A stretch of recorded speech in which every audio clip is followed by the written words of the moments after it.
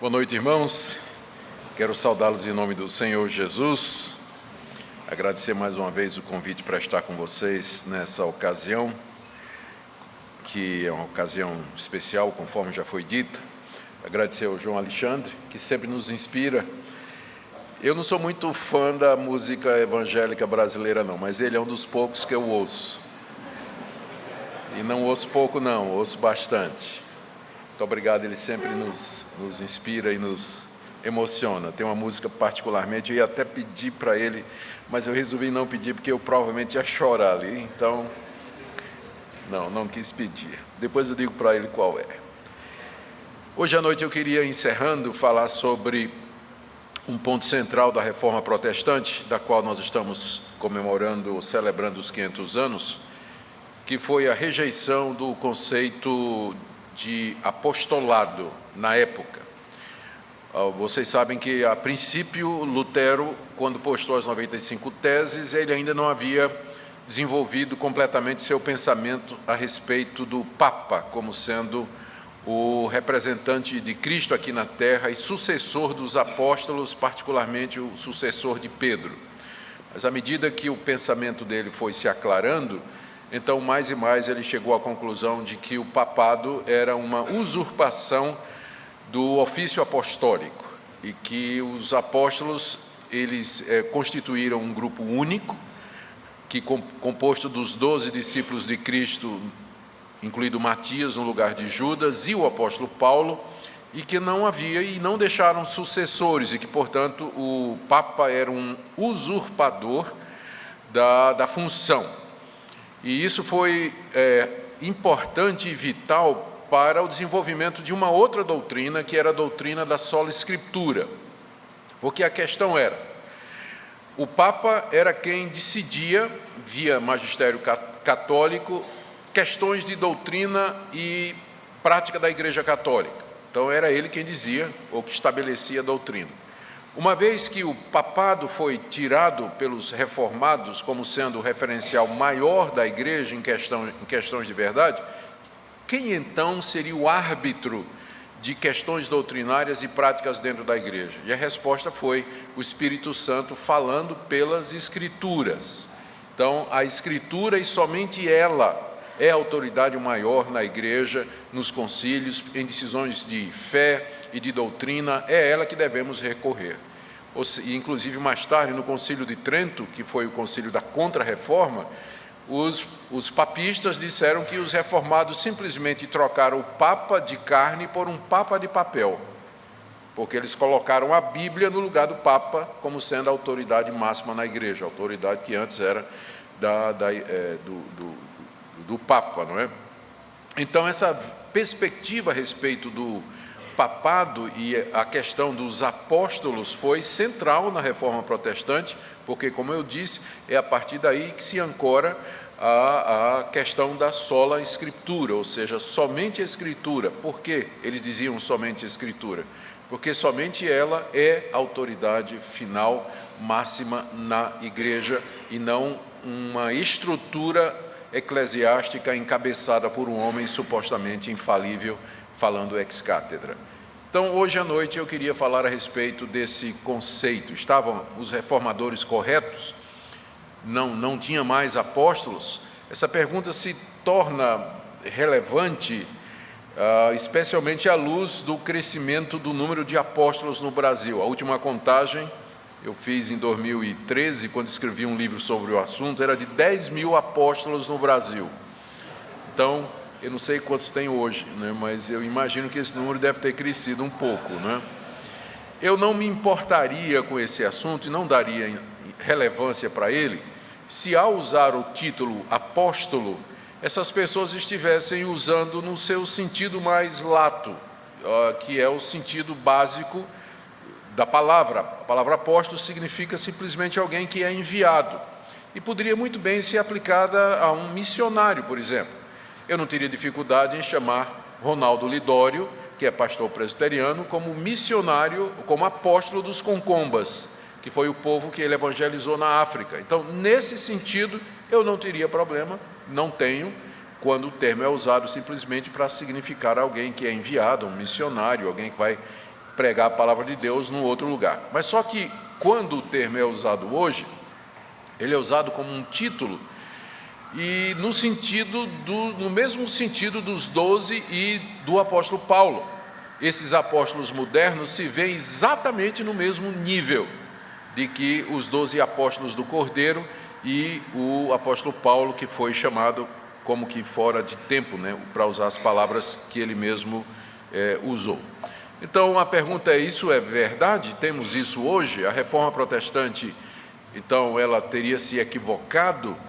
E aí nós vamos ver como a reforma ela é atual e como o ensinamento dos reformadores ele permanece válido e relevante para os nossos dias, em que esse título mais uma vez começa a ganhar preeminência. Aliás, como nós vamos ver, nunca faltou gente na história da igreja querendo ser chamado de apóstolo, né? O que nós vemos hoje é simplesmente uma acerbação ou um exagero da busca dessa posição. E eu queria então ver com vocês o desenvolvimento histórico, primeiro bíblico, não é? Como nasceu o conceito, depois o desenvolvimento histórico disso aí, até chegar nos nossos dias e então fazer algumas análises e aplicações. O texto que eu quero usar é o texto de Lucas, capítulo 6, que é a primeira vez que no Novo Testamento aparece o termo apóstolo, é a primeira vez em que ele é empregado, melhor dizendo. Ele foi usado a primeira vez pelo Senhor Jesus Cristo. Temos o relato em Lucas 6, de 12 em diante. Naqueles dias retirou-se para o monte a fim de orar e passou a noite orando a Deus. E quando amanheceu, chamou a si os seus discípulos e escolheu 12 dentre eles, aos quais deu também o nome de apóstolos. Simão, a quem acrescentou o nome de Pedro, André seu irmão, Tiago e João, Filipe e Bartolomeu, Mateus e Tomé, Tiago, filho de Alfeu, Simão, chamado Zelote, Judas, filho de Tiago, e Judas Iscariotes, que se tornou traidor e mais adiante é substituído por Matias. Aqui então nós vemos que foi Jesus o primeiro a utilizar o termo apóstolos para designar um grupo de 12 que ele escolheu de entre os seus discípulos. Por que 12? O que é que eles representavam? Por que é que Jesus fez isso? É o que nós veremos logo após termos orado. Oremos. Ao Senhor, nós pedimos que o Senhor nos abençoe, que o Senhor nos encaminhe na compreensão da Tua Palavra e de um tema de tamanha relevância para os nossos dias. Nós pedimos que o Senhor nos dê líderes submissos à Tua Palavra, que o Senhor levante homens nesse país que queiram Te servir, que sejam servos muito mais do que dominadores do rebanho, para que a Tua igreja possa ser encaminhada nesses dias difíceis. É o que nós Te pedimos, em nome de Jesus. Amém.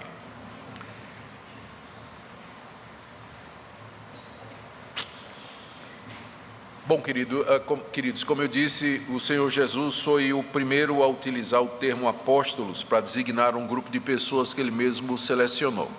É claro que Jesus não é o originador do termo.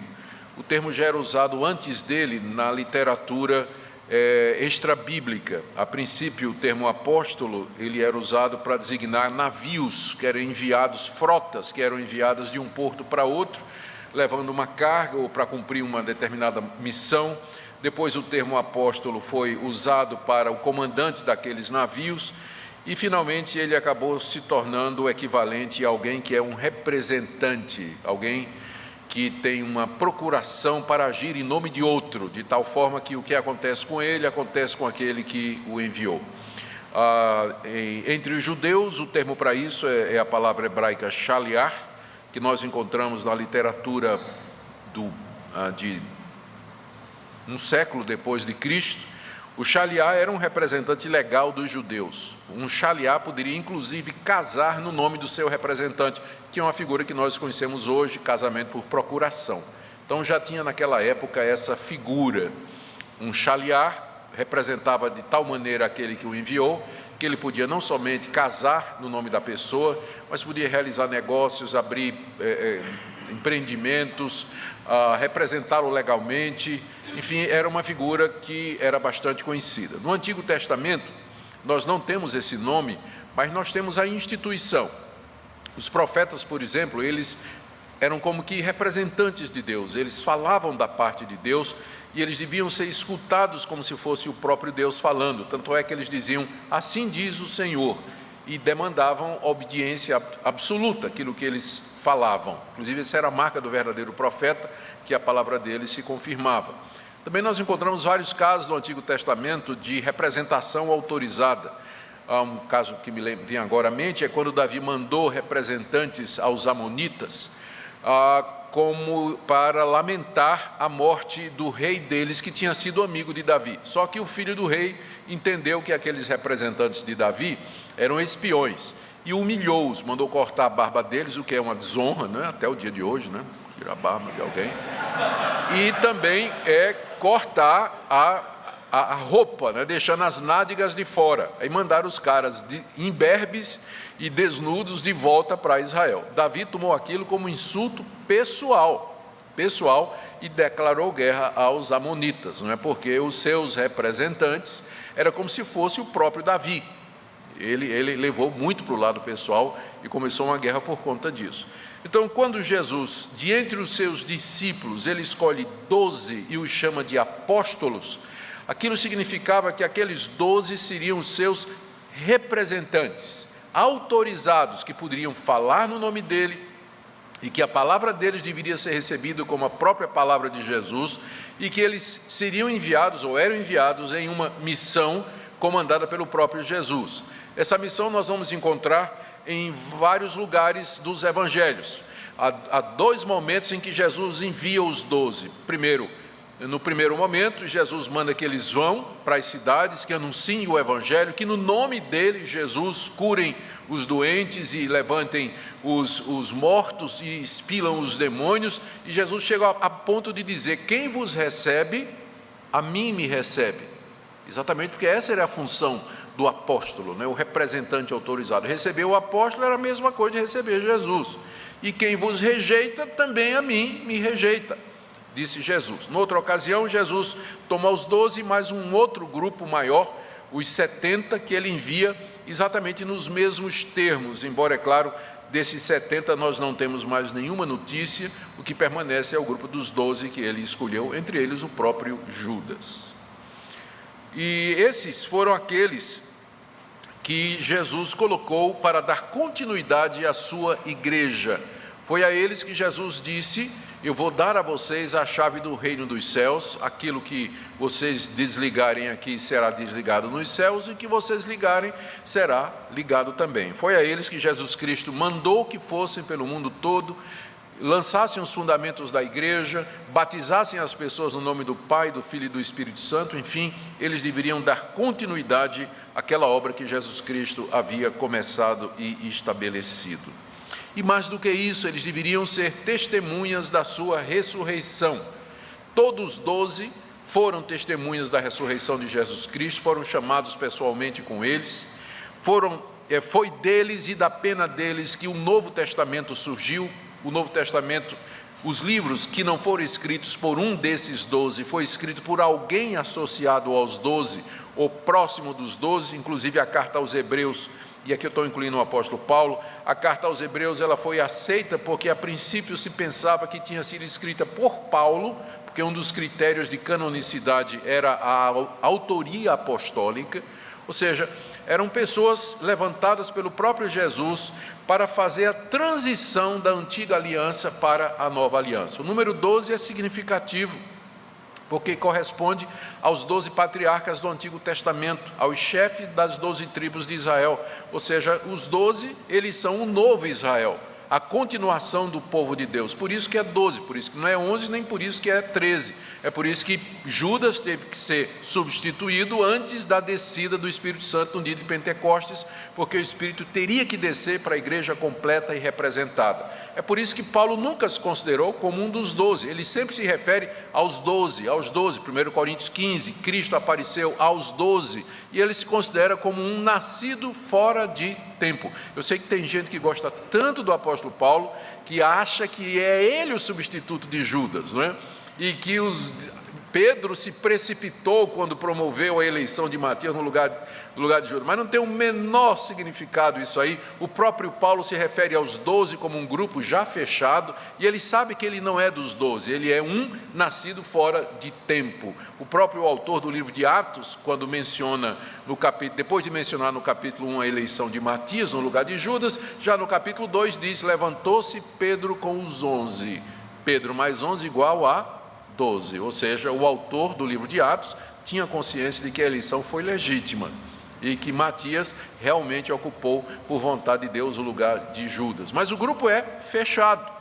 Há outras pessoas que são chamadas de apóstolos no Novo Testamento, como Silas, como Timóteo, como Epafrodito, mas sempre no sentido de alguém que é enviado.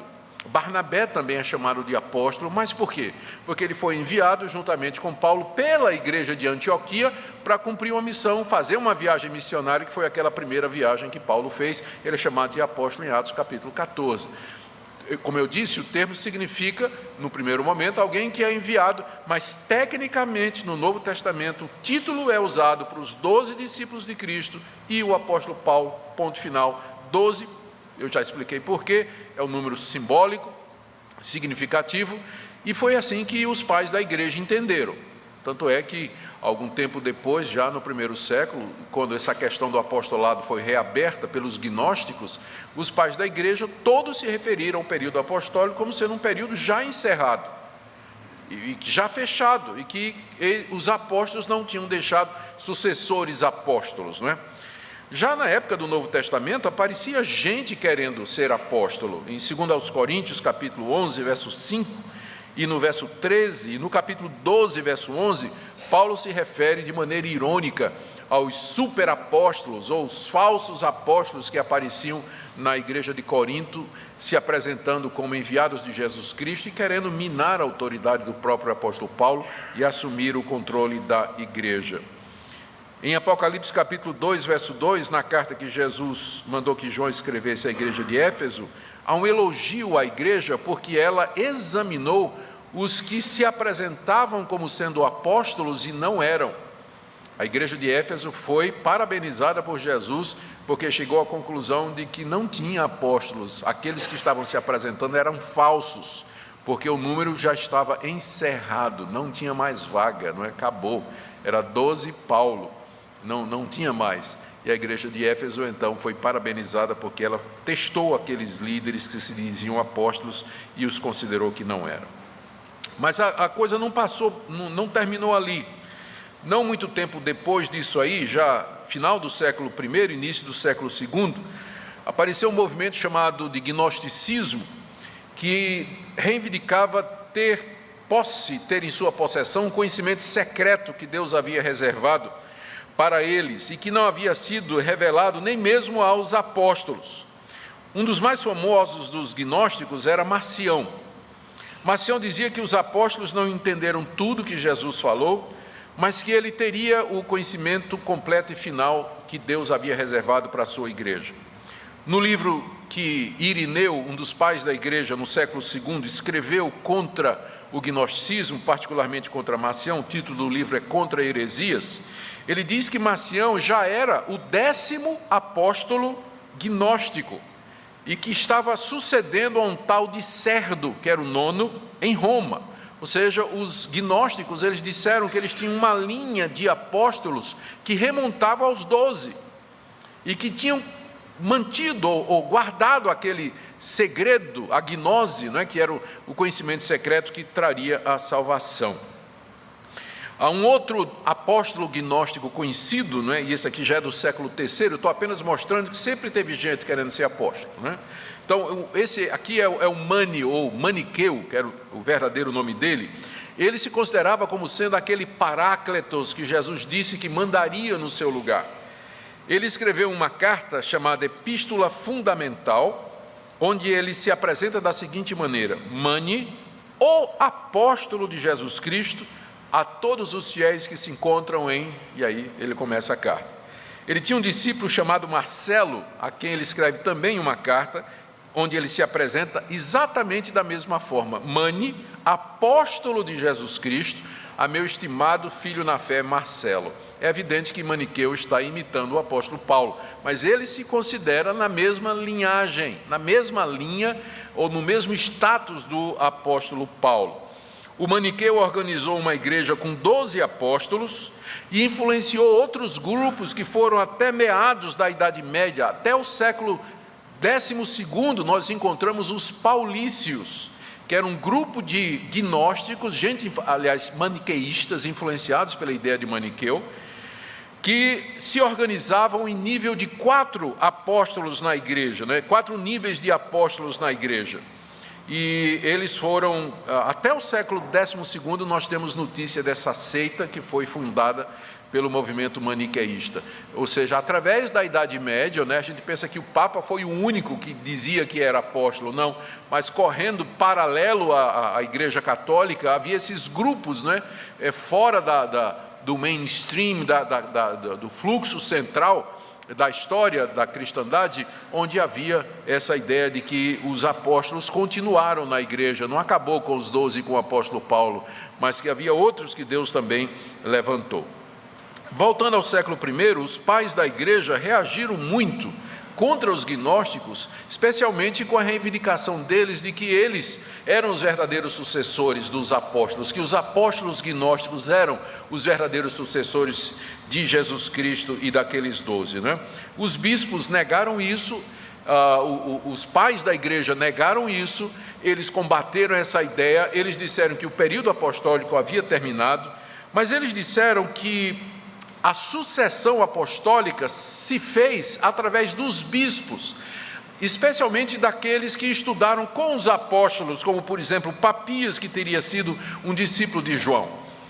E esses homens que foram discípulos dos apóstolos, eles não eram apóstolos, mas eles preservaram a doutrina apostólica.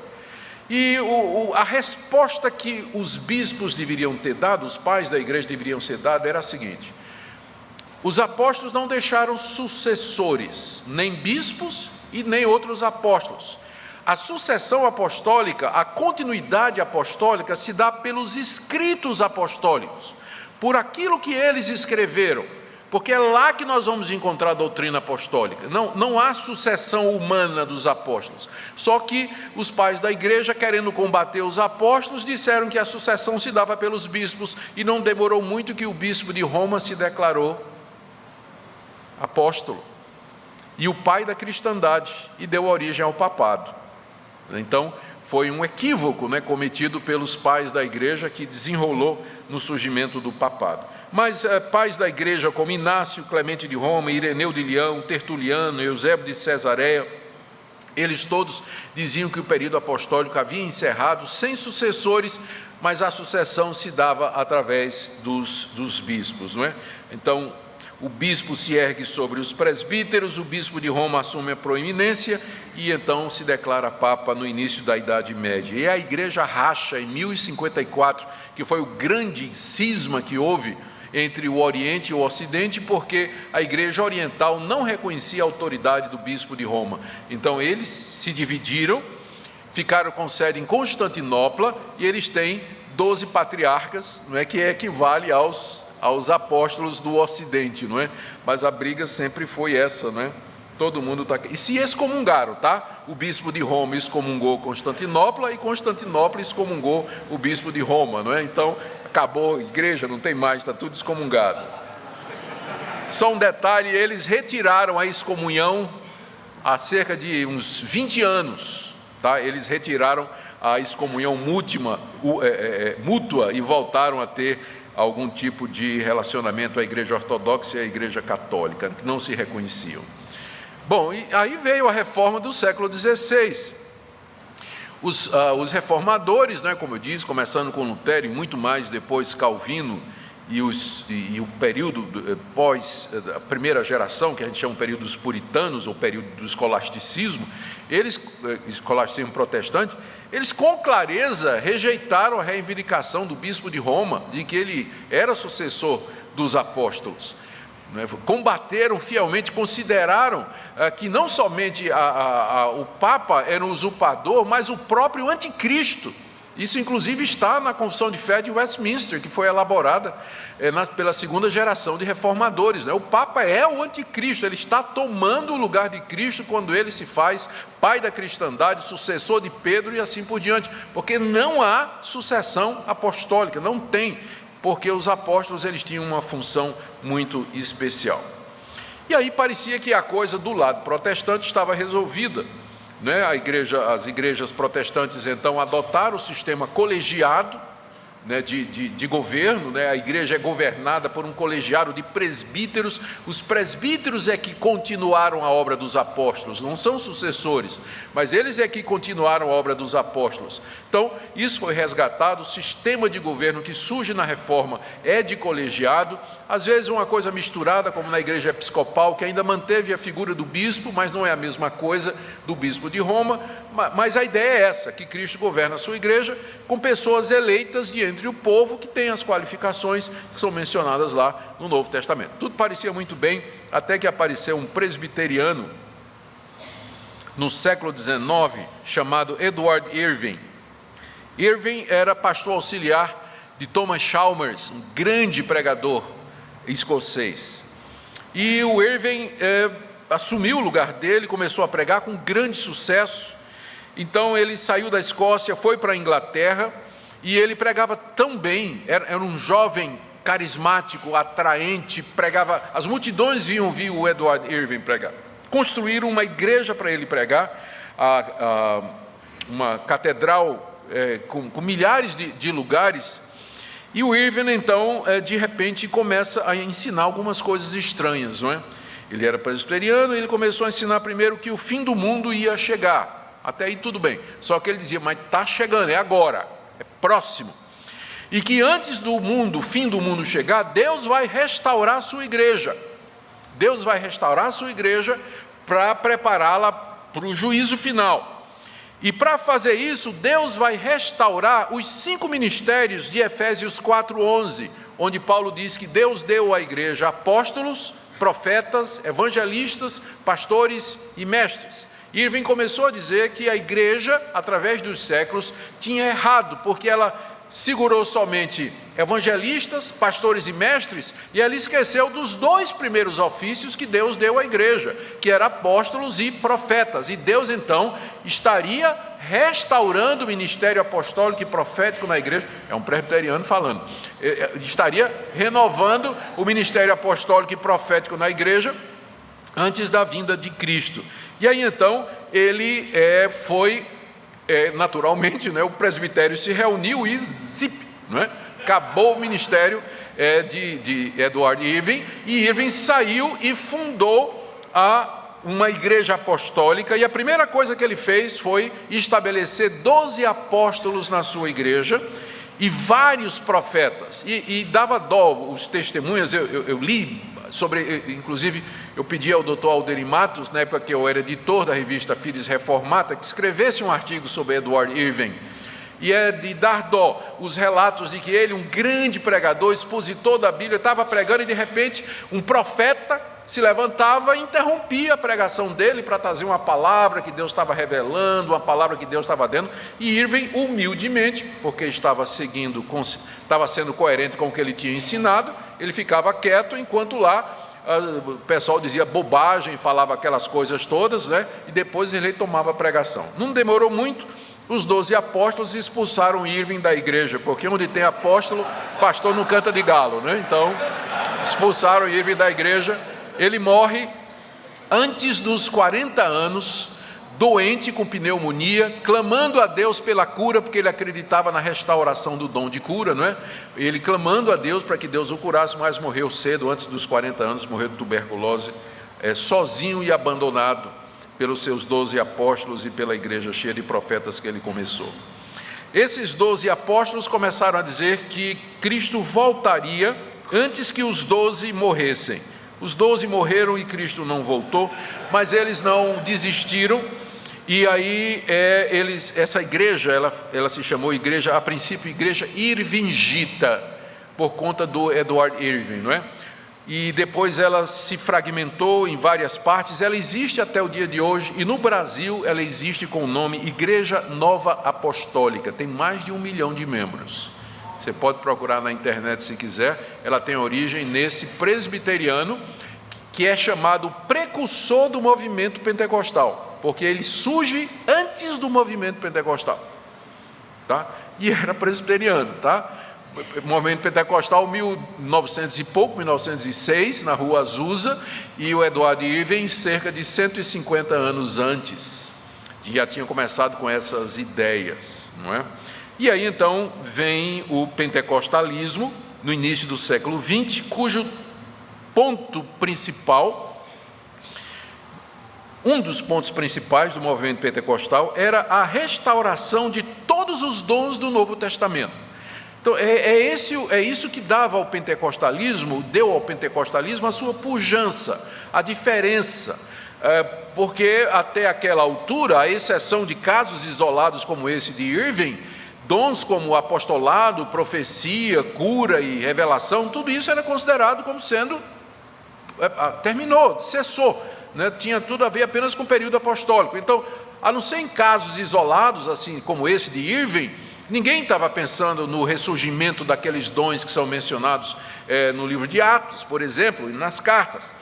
E aí essa é a diferença do movimento pentecostal, que é um movimento que assegurava que Deus, depois de 2000 anos de história, estava trazendo de volta para a igreja aqueles mesmos dons que são encontrados no livro de Atos, e, por exemplo, na carta aos Coríntios e em outras listas do Novo Testamento. Só que aí os pentecostais, o movimento cresceu grandemente, foi um impacto tremendo naquela época, dando origem a várias denominações que existem até o dia de hoje, né, entre elas a própria Assembleia de Deus. E aí então veio a questão, mas então, se Deus está restaurando todos os dons, Ele está restaurando o dom de apóstolo? E aí o movimento pentecostal se dividiu. Igrejas como a Assembleia de Deus disseram, não, apóstolo não. Nós não temos apóstolos mais. Inclusive, essa é a posição oficial da Assembleia de Deus. Eu li a declaração da Assembleia de Deus na sua reunião mundial de 2016, alguma coisa assim, ou 2006, onde eles falavam a respeito do apostolado. Qualquer pastor reformado assinava embaixo, perfeito, exegese perfeita, dizendo, não, os 12, Paulo era distintos, tinha uma missão específica, tinham características que não podem ser mais cumpridas hoje, eram testemunhos da ressurreição, não tem apóstolos hoje. Essa era a posição oficial da Assembleia. Mas outro grupo de pentecostais disseram, não, se Deus está restaurando, inclusive o dom de apóstolo, vamos ser coerentes, né? Se todos os dons do Novo Testamento estão de volta, então tem que ter apóstolo também. E aí seguiram esse caminho. E aí, olha, em 1908, na Inglaterra, William Hutchinson, que vem do movimento pentecostal, fundou a Igreja da Fé Apostólica, depois que ele teve uma visão de anjos em que foi dito que ele era apóstolo. Missionários pentecostais foram para a África do Sul e em 1908 fundaram a Igreja Apostólica de Zion, com apóstolos africanos. Em 1932 foi fundada a Igreja Apostólica Africana no Zimbábue, na África, por John Maranque, depois que ele ouviu uma voz que dizia que ele era João Batista. Em 1916, na Inglaterra, Daniel Williams fundou a Igreja Apostólica. Em 1926, no México, Eusébio González teve uma visão de anjos em que Jesus mandou que ele restaurasse a igreja primitiva, inclusive o ofício de apóstolo, e ele fundou a Iglesia La Luz del Mundo, que tem 2 milhões de membros. A Igreja Apostólica de Cristo, fundada em 1940 na Nigéria, por Joseph Babaola, que deu origem às igrejas apostólicas na África e assim por diante. Então, na África há muitas igrejas apostólicas datando do início do movimento pentecostal. Ou seja, como eu disse para vocês, nunca houve um período na história da igreja em que não tivesse gente querendo e puxando para si o título de apóstolos, não é? A gente pensa que isso que está acontecendo hoje é novidade, não é novidade não, isso é desde o primeiro século, que gente que está querendo, né, o ofício e a função de apóstolos. Mas é só estudar a história da igreja, a gente vai ver a verdade do que disse um certo sábio, não há nada novo debaixo do sol, nada novo debaixo do sol. Então o movimento pentecostal, ele abriu a porta, né, para deu um novo ímpeto ao surgimento desse desejo, desse movimento apostólico. Como eu disse, não são todos os pentecostais, a Assembleia de Deus em particular, ela é contra isso, mas o movimento pentecostal é bem maior do que a Assembleia de Deus, não é? Então tem muitos outros pentecostais que aceitam que Deus restaurou, inclusive, o dom dos apóstolos para os dias de hoje. Mas o que deu impulso mesmo esses apóstolos pentecostais, eles eram apóstolos de igrejas locais, não é? Se consideravam apóstolos. O apóstolo recebe revelação da parte de Deus, ele tem autoridade, ele é o líder máximo, não responde a ninguém, ele é que dá visão, ele que dá cobertura, ele que abençoa as pessoas debaixo da sua orientação. Então é mais ou menos isso que o apóstolo do pentecostalismo clássico fazia.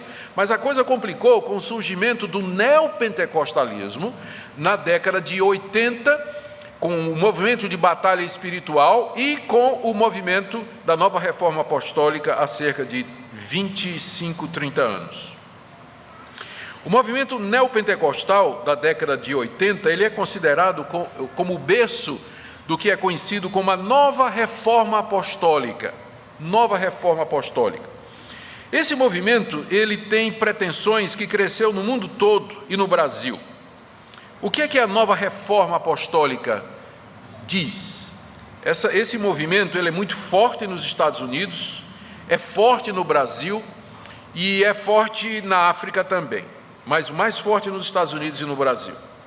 Esse movimento diz que a igreja errou quando limitou os apóstolos aos 12 e ao apóstolo Paulo.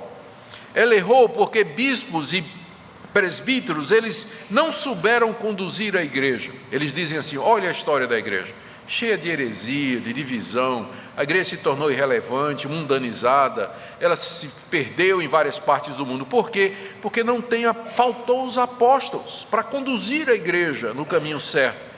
Os apóstolos seriam os capitães de Deus, os generais de Deus para conduzir a igreja no caminho da verdade. Uma vez que a igreja disse que não tinha mais apóstolos e botaram presbíteros e pastores, qual a autoridade que eles têm para resolver? E por isso a igreja teve essa história tumultuada de 2000 anos. Mas agora Deus está restaurando a sua igreja, está colocando os generais de volta. A reforma protestante, eles fazem crítica à reforma e ao surgimento do movimento pentecostal, especialmente a Assembleia de Deus. Eles dizem: a reforma, ela não foi completa. Eles fizeram uma boa reforma doutrinária, eles verificaram que o Papa, de fato, não era o sucessor dos apóstolos, mas eles deviam ter reconhecido que isso não significava que os apóstolos não tinham deixado sucessores, e que o ofício apostólico ainda funciona na igreja. Lutero, por exemplo, era um apóstolo, ele só não sabia disso. Mas ele funcionou como um apóstolo, Lutero. Não é apenas, eles erraram em reconhecer o título, que ele era um apóstolo que Deus levantou para tudo isso. Então, a reforma foi insuficiente, foi um passo, mas não foi um passo suficiente. E o movimento pentecostal também foi outro passo, foi outra reforma que Deus mandou, porque reconheceu a volta de todos os dons, mas eles também não foram longe o suficiente, porque devia ter reconhecido que o dom de apóstolo também deveria estar vigorando hoje. Gente, eu não acredito nisso, tá? Porque eu estou vendo gente fazendo assim e tal. Eu estou só explicando, tá? Eu estou só explicando o que é que esse pessoal pensa. Tá bom? Estou só explicando o que é que eles pensam. Não estou concordando, não. Tá?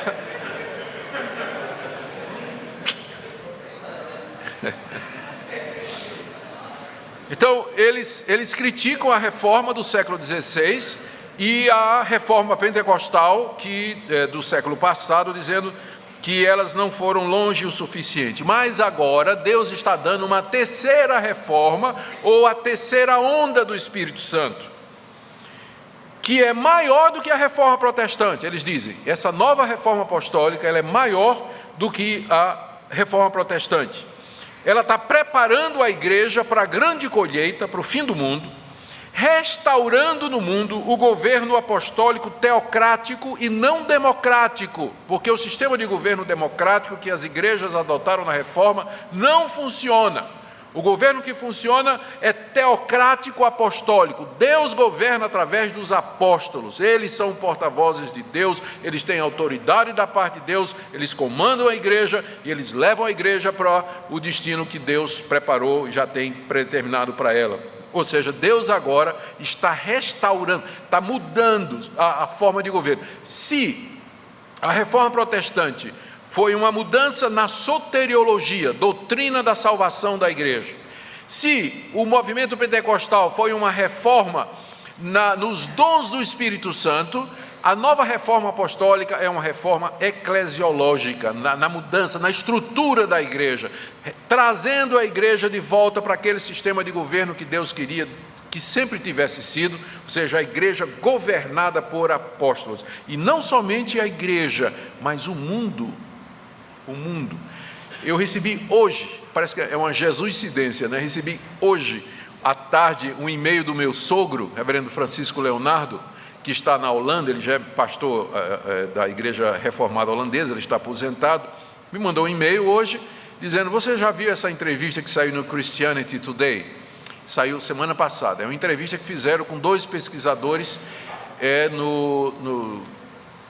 nos Estados Unidos a respeito do crescente movimento do aumento, né, da influência da nova reforma apostólica, de apóstolos com mega igrejas, e que são bem diferentes do movimento da teologia da prosperidade, e que eles se veem como sendo colocados por Deus não é para mudar a igreja, mas para mudar o mundo. Então eles são pós-milenistas, eles acreditam que a igreja vai mudar o mundo e o cristianismo vai se estabelecer no mundo antes da vinda de Jesus Cristo. Antes da vinda de Jesus Cristo. E como é que eles vão fazer isso? Deus vai levantar apóstolos nas 7 montanhas. Quais são as 7 montanhas? As grandes 7 áreas: educação, arte, economia, política, religião, ciência. São as grandes 7 áreas da existência. Deus está levantando apóstolos nessas áreas e vai haver uma grande transferência de recursos financeiros do mundo para a igreja de Cristo, para ela se tornar próspera e ganhar o mundo todo. Então é assim que eles arrecadam dinheiro. Teologia da prosperidade já era. Teologia da prosperidade era uma coisa individual. Você dá para você receber de volta, mas agora a visão é ganhar o mundo. O nome agora é transferência de riqueza.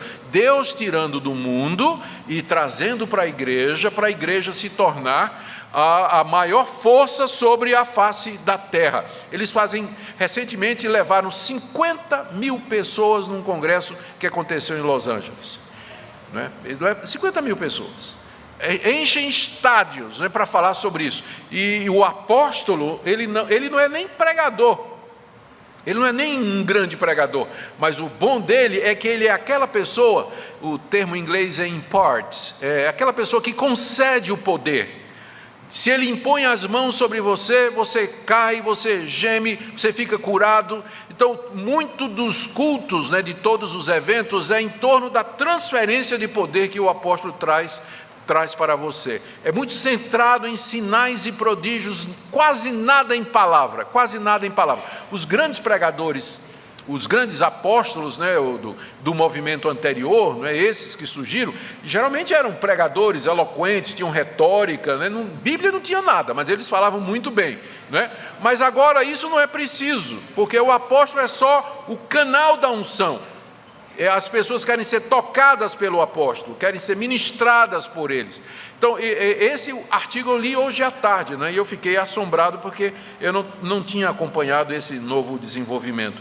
Mas era isso mesmo, isso eu já tinha consciência de que o propósito é a conquista do mundo, via transferência de dinheiro. Os apóstolos seriam levantados, esses apóstolos estratégicos seriam levantados em vários lugares, inclusive nos Estados Unidos. Eles falam de vários administradores do governo do Trump, entre eles o Ben Carson, que foi candidato a presidente dos Estados Unidos, que é evangélico, como sendo um desses apóstolos que Deus está colocando em local estratégico para transferência de riqueza, e eles estão lá torcendo para o Trump dar certo, né? Eu também espero que dê, mas quem sabe, né, o que é que vai dar aí.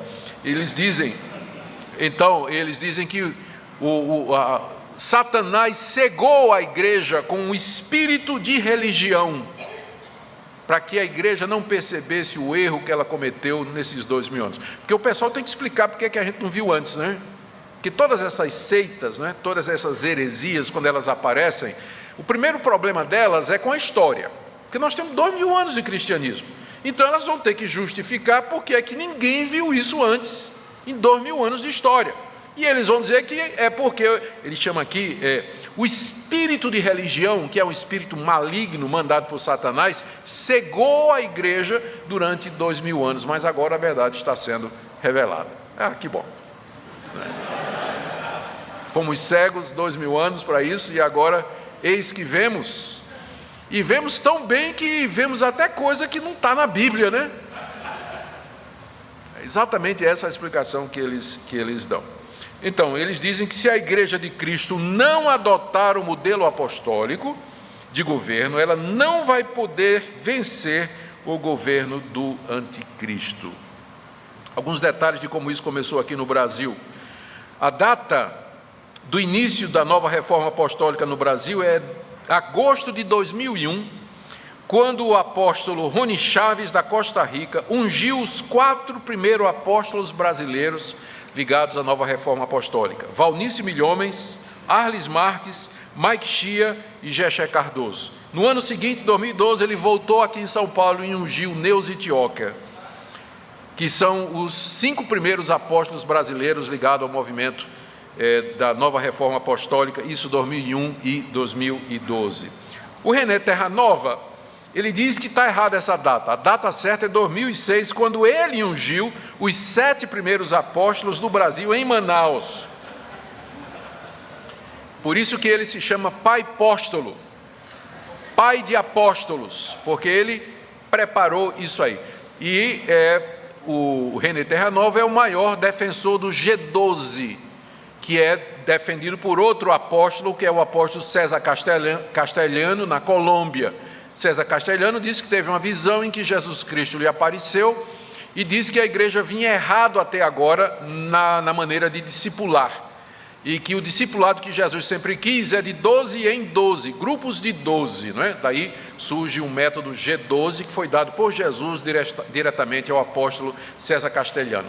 Então esse método foi adotado pelo René Terra Nova aqui no Brasil, que usa o G12 para preparar apóstolos, 12 apóstolos.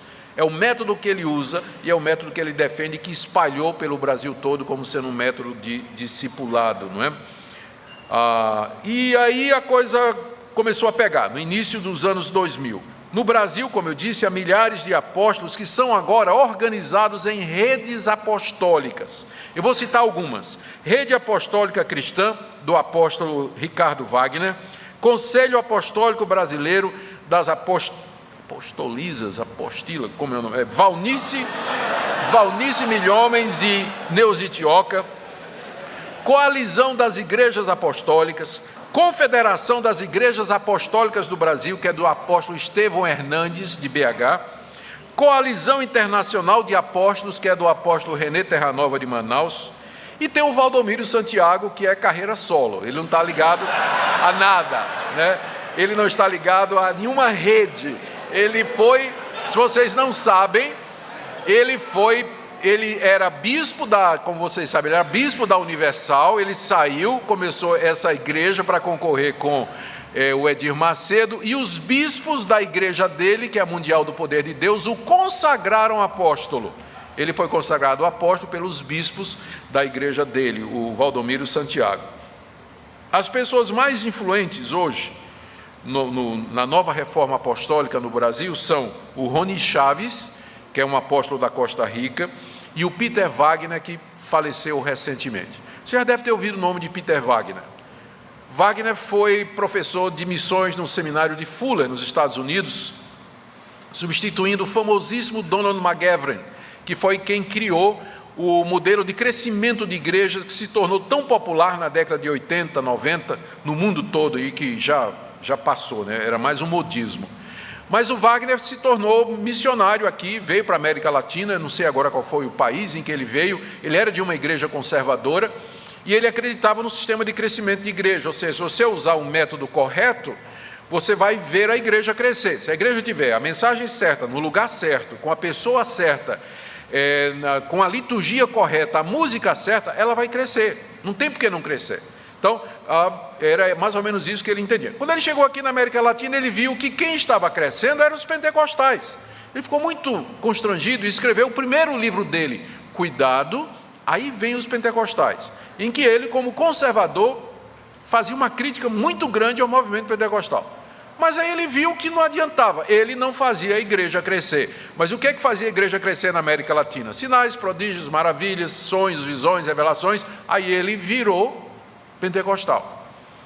Virou pentecostal. E aí o pessoal até brinca, né? É uma ironia que fizeram com ele, que o segundo livro dele devia ser Ainda Bem que Chegaram.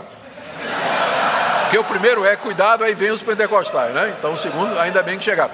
Ele virou, foi para a linha pentecostal, e ele desenvolveu um modelo de crescimento de igreja, onde associava sinais e prodígios à metodologia. Ele voltou para o seminário de Fuller, para ocupar a cadeira de missões, e ele começou um curso sobre sinais e prodígios e crescimento de igreja.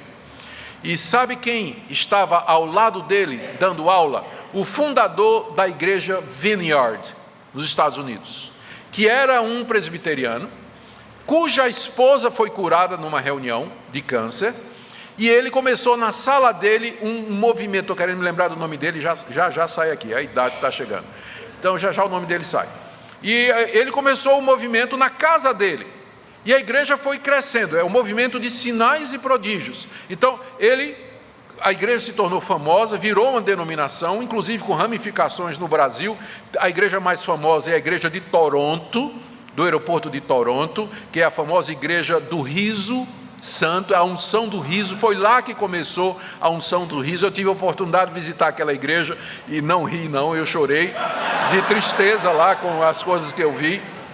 E o movimento cresceu. Então o Peter Wagner e esse pastor, eles davam juntos um curso chamado Sinais e Prodígios e Crescimento de Igreja, onde tinha laboratório para ensinar os estudantes a fazer sinais e prodígios. Como é que faz para curar pessoas. O óleo é usado para curar esse tipo de doença, o sal é usado para curar esse tipo de doença. E vocês sabem quem estudou lá, né? E que foi aluna de Peter Wagner, Neuza Itioca. Ela fez doutorado com Peter Wagner, veio para o Brasil, começou o ministério dela, e o livro dela, a tese de doutorado dela, que virou um livro, Deuses da Umbanda, é exatamente uma análise que ela faz do espiritismo e da Umbanda no Brasil, e ela vai dizer que os deuses que são adorados na Umbanda, na verdade, são os demônios que são responsáveis pela miséria do Brasil. Tranca-rua, Pombagira, Preto Velho, né, são os demônios. E no final do livro tem um glossário, tem tabelas em que ela vai identificar o que é que cada um desses demônios gosta, e como é que eles agem, que tipo de pecado eles produzem, e como é que você pode expeli-los ou controlá-los e assim por diante, não é? Então isso tudo a Neuza Itioca aprendeu lá no Fuller, estudando com Peter Wagner. Peter Wagner, então, ele começou a defender batalha espiritual.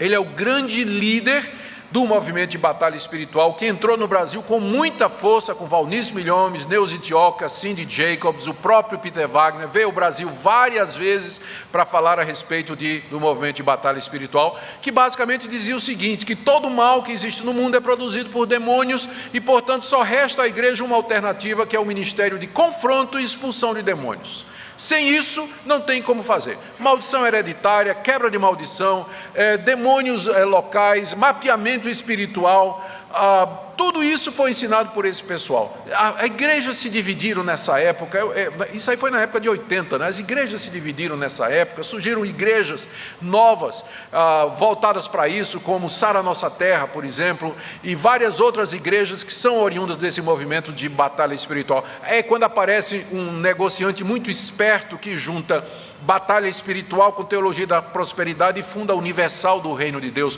uma mistura, né? uma estratégia. Ele junta tudo isso e faz essa igreja aparecer também, e o impacto, isso que a gente vê aqui, né? Na verdade começa com o Peter Wagner e com essa receita de crescimento de igreja, misturando com batalha espiritual, mas aí a coisa não funcionou. Na década de 60, o Wagner veio a público explicar porque é que depois de tantos anos pregando a batalha espiritual, o movimento parece que não tinha dado certo. E aí então a resposta dele foi o seguinte: Deus me mostrou que nós estamos perdendo a batalha porque os generais não foram colocados em posição. E quem são os generais? Os apóstolos.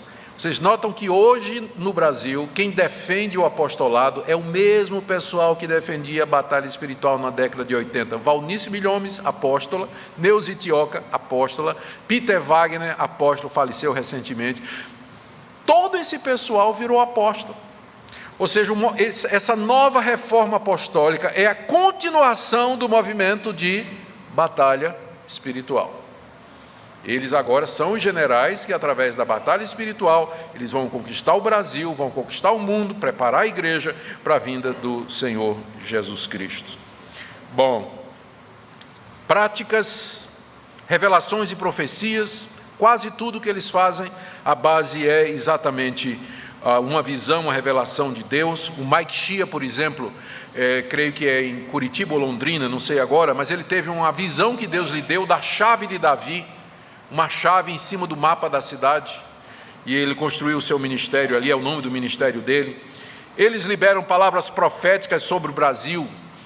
Em 2011, o René Terranova pronunciou uma palavra de liberação, de que o 2001 seria um ano aceitável de Deus para o Brasil, as dívidas dos crentes seriam pagas, a situação financeira haveria de melhorar, os crentes adquiririam escolas e colégios e hospitais, os seus parentes descrentes todos se converteriam, seria um ano assim da restauração. Eu acho que eles apagaram essa profecia do site dele, porque não aconteceu, né? E aí Neuza Itioca veio socorrer a Cindy Jacobs, que veio aqui no Brasil, o Ministério Apostólico, para dizer que o PIB do Brasil se tornaria 6 vezes maior do que os Estados Unidos, que o Brasil seria um país próspero, que seria o centro de celeiro de missionários do mundo, etc. Não aconteceu nada, e aí a acusação de falsa profetisa, Itioca veio em socorro dela e disse assim, disse que era 6 vezes, mas era 14 vezes maior do que os Estados Unidos. Estou vendo a anotação aqui. Neuza Itioca disse, não, vocês não estão entendendo. Profecia condicional. A Cindy Jacobs profetizou que o PIB do Brasil se tornaria maior do que o PIB dos Estados Unidos, só que os brasileiros não acreditaram e não trabalharam para isso, por isso que não se cumpriu. Está no site dela, se você quiser ver, entre no site da Neuza Itioca, você vai ver que lá está falando sobre profecia condicional. Aí é fácil então, né? Eu declaro, profetizo, determino bênção na vida do irmão, se não cumpre, a culpa é do irmão.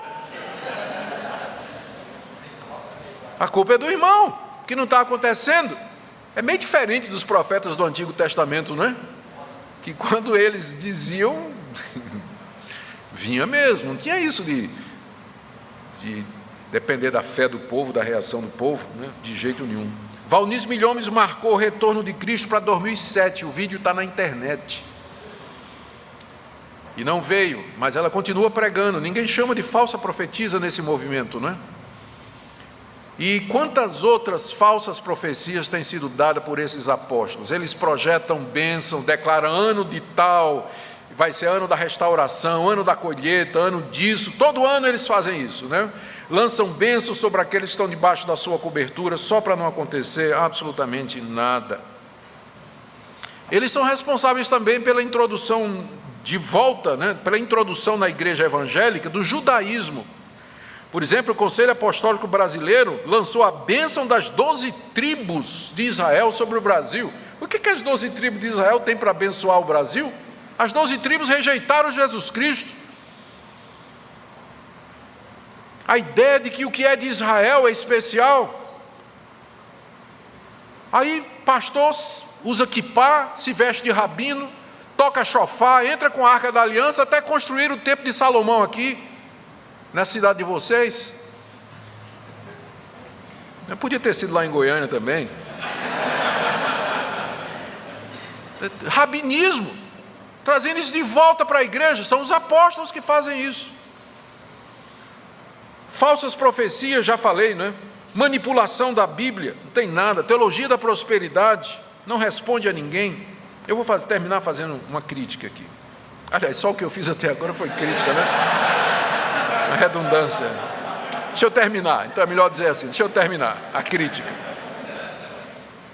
Eu vou usar aqui as palavras do John MacArthur, num livro que ele escreveu que trata dessa questão da nova reforma apostólica. Ele diz tudo numa frase, ele diz: não é nova, não é reforma e não é apostólica. Não é nova, porque conforme nós já vimos, sempre houve na história da igreja busca por esse cargo. Sempre houve. Gente que quer ser apóstolo.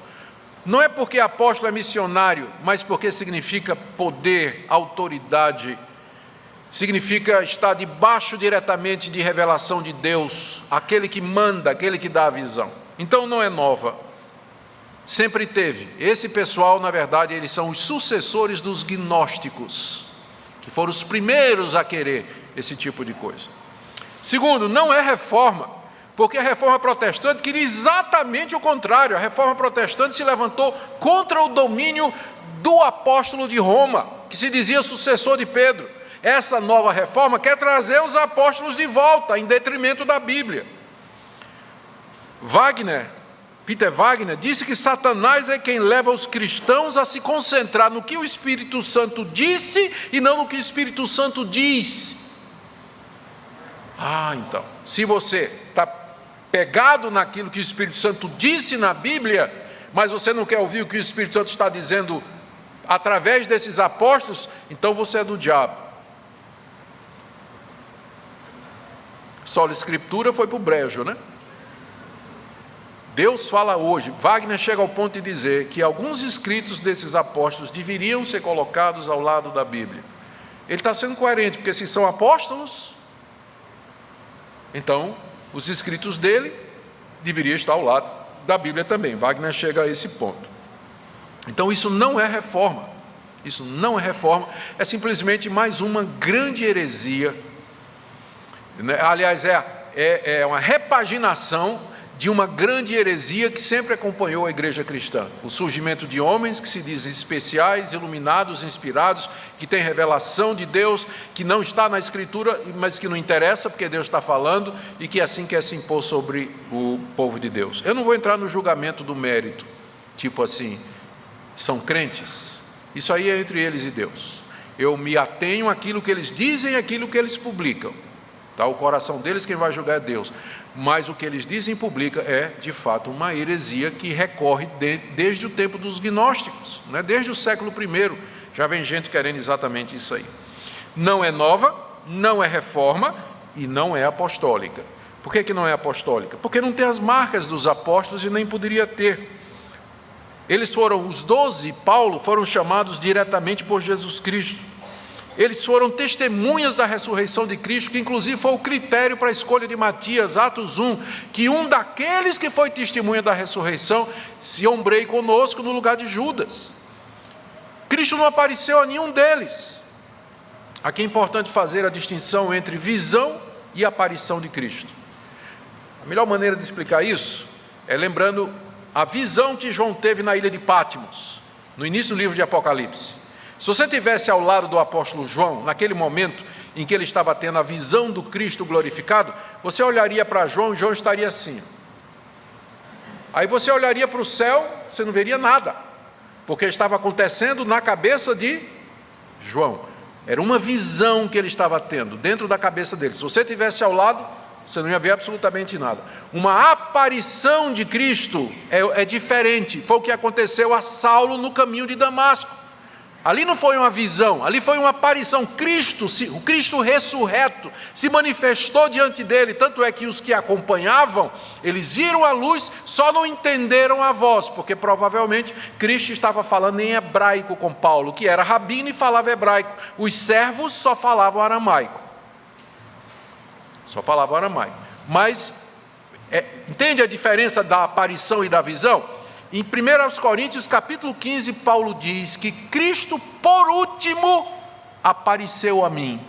E é por isso que ele é apóstolo, porque ele viu Cristo no caminho de Damasco. E depois de ter aparecido a Paulo, Cristo não apareceu a mais ninguém.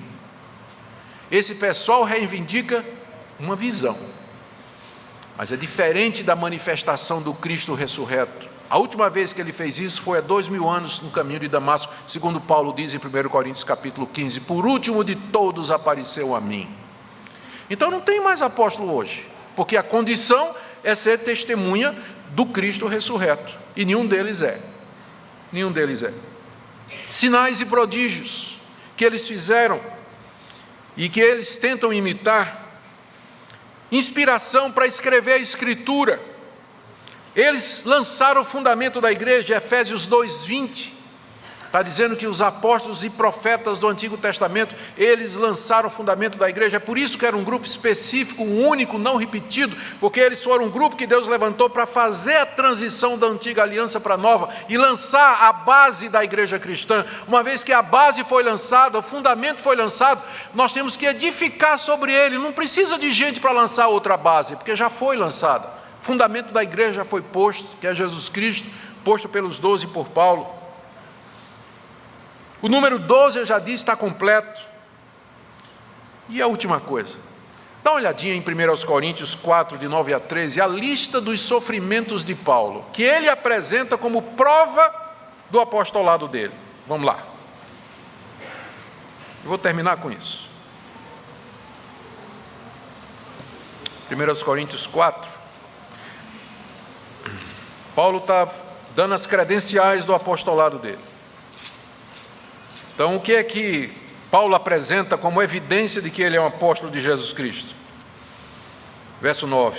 A mim me parece que Deus nos pôs a nós, os apóstolos, em último lugar, como se fossem condenados à morte, porque nos tornamos espetáculo ao mundo, tanto a anjos como a homens. Nós somos loucos por causa de Cristo, e vós, coríntios, sábios em Cristo. Nós fracos e vós fortes, vós nobres e nós desprezíveis. Até a presente hora sofremos fome e nudez, fome, sede e nudez, somos esbofeteados, não temos morada certa, nos afadigamos, trabalhando com as nossas próprias mãos. Quando somos injuriados, bendizemos, quando perseguidos, suportamos, quando caluniados, procuramos conciliação. Até agora temos chegado a ser considerados lixo do mundo e escória de todos. Isso aqui são as credenciais do apóstolo.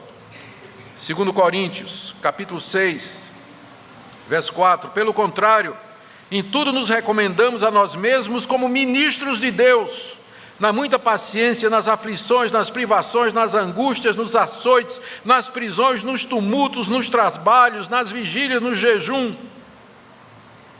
Outra lista, 2 Coríntios capítulo 11, verso 22. São hebreus, Paulo está agora atacando os falsos apóstolos de Corinto.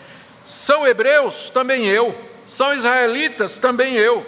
São da descendência de Abraão, também eu. São ministros de Cristo, no caso apóstolos, falo como fora de mim. Eu ainda mais, em trabalho muito mais em prisões, açoites, sem medida, perigos de morte muitas vezes. 5 vezes recebi dos judeus uma quarentena de açoites menos 1.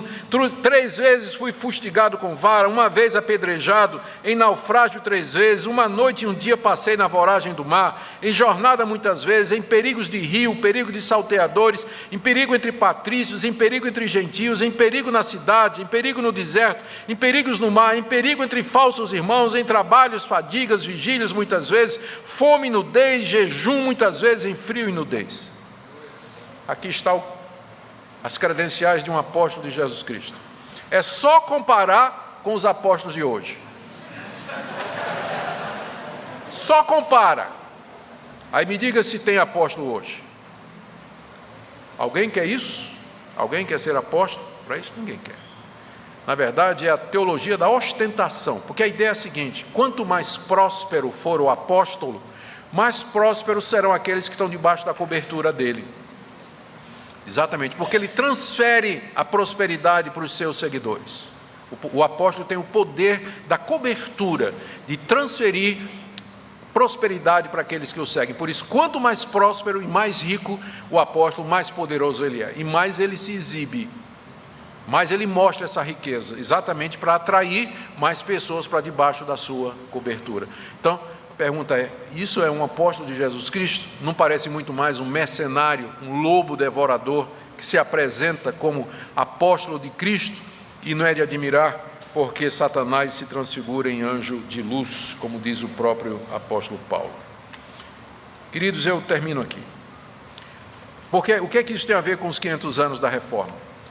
Minha primeira palestra nesse congresso foi a Igreja Reformada sempre se reformando à luz da palavra de Deus. E eu falei da necessidade constante de reforma, porque a tendência da igreja é a deforma.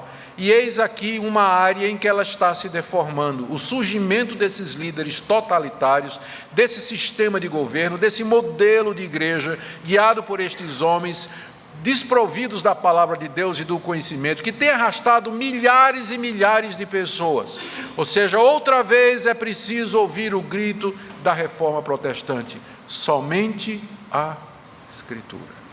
Somente a Escritura.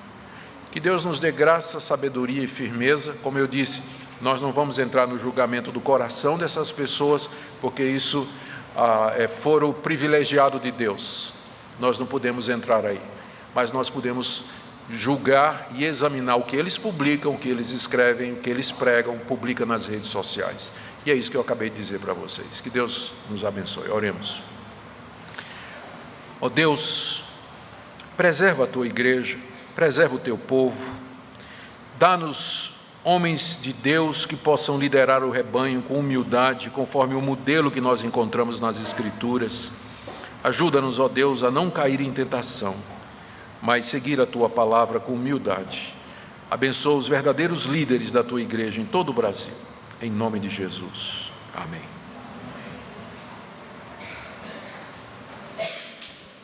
Irmãos, eu registro a minha gratidão, em nome do Presbitério Sudeste Paulistano, ao reverendo Nicodemos,